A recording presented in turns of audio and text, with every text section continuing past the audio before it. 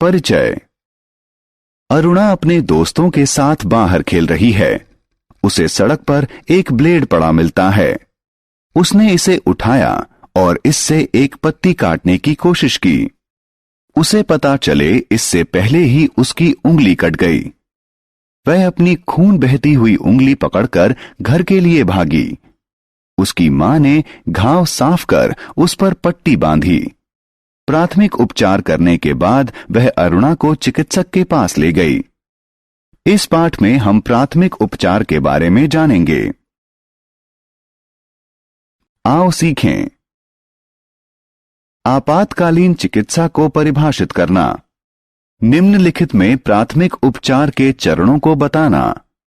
जलने में, चोट लगने में, नाक से खून बहने में, सांप और बिच्छू के दंश में, कीड़ों के दंश में, जानवर के काटने में, हड्डी टूटने में, मोच आने में।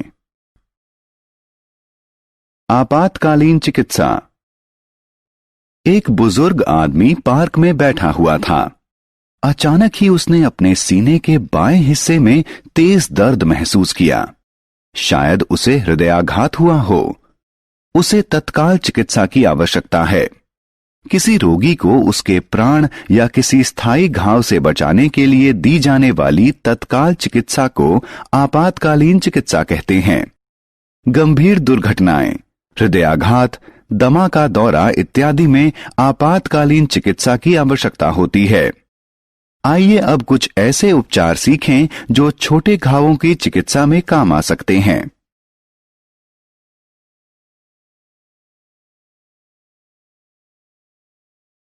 जलने के लिए प्राथमिक चिकित्सा। जलन, बिजली या रसायन जैसे अत्यधिक गर्म पदार्थ के संपर्क में आने से त्वचा पर होने वाला घाव है। जब एक व्यक्ति जलन से पीड़ित हो तो हमें जलन वाले स्थान पर ठंडा पानी डालना चाहिए या बर्फ रखना चाहिए। सूखे कपड़े से साफ करना चाहिए। जलन वाले स्थान पर जीवाणुरोधक मलहम लगाना चाहिए। चोट के लिए प्राथमिक चिकित्सा।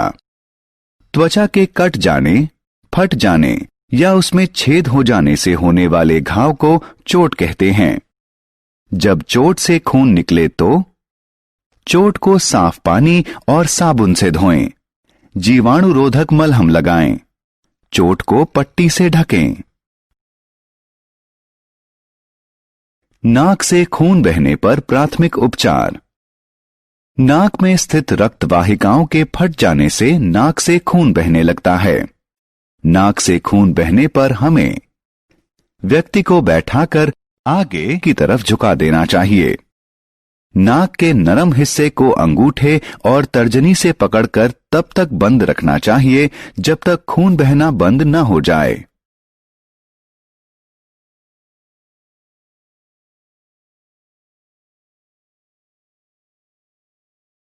सांप या बिच्छू के दंश का प्राथमिक उपचार। सांप या बिच्छू का दंश जानलेवा साबित हो सकता है। सांप या बिच्छू के दंश से जीवन रक्षा के लिए जहर को शरीर के अन्य हिस्सों में फैलने से बचाने के लिए घाव के ठीक ऊपर एक रस्सी या कपड़े का टुकड़ा बांधें। घाव को साबुन और पानी से साफ करें। शरीर से जहर निकालने के लिए खून को चूस कर बाहर थूक दें। कीड़ों के दंश का प्राथमिक उपचार।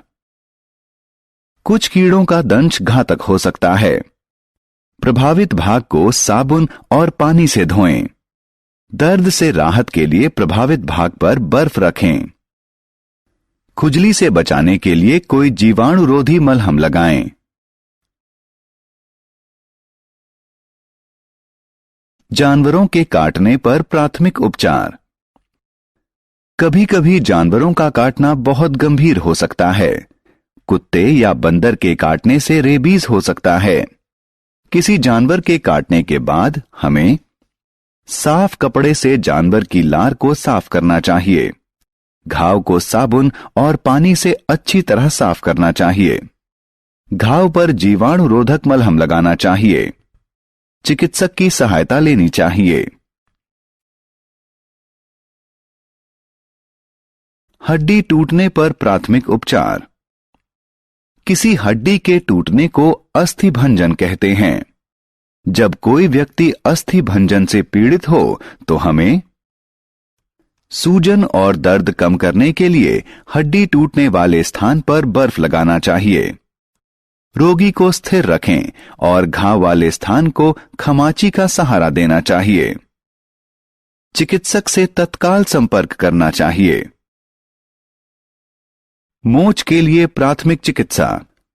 मोच अस्थिबंधों के संधियों के चारों तरफ उनकी क्षमता से ज्यादा खिंच जाने के कारण होती है।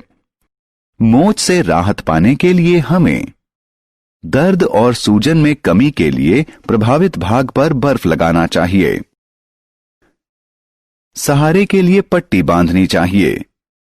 घाव वाले भाग को थोड़ी ऊंचाई पर रखना चाहिए। हमने क्या चर्चा की? किसी रोगी को उसके प्राण या किसी स्थायी घाव से बचाने के लिए दी जाने वाली तत्काल चिकित्सा को आपातकालीन चिकित्सा कहते हैं। बिजली या रसायन जैसे अत्यधिक गर्म पदार्थ के संपर्क में आने से त्वचा पर होने वाला घाव जलन कहलाता है। त्वचा के कट जाने, फट जाने या उसमें छेद हो जाने वाले घाव को चोट कहते हैं। नाक से खून तब बहता है जब नाक में स्थित रक्त वाहिकाएं फट जाएं। कीड़ों के दंश से गंभीर एलर्जी अभिक्रिया हो सकती है।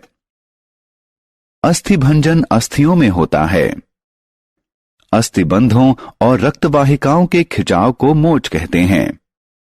छोटे घावों की देखभाल घर पर ही घरेलू उपचारों से की जा सकती है।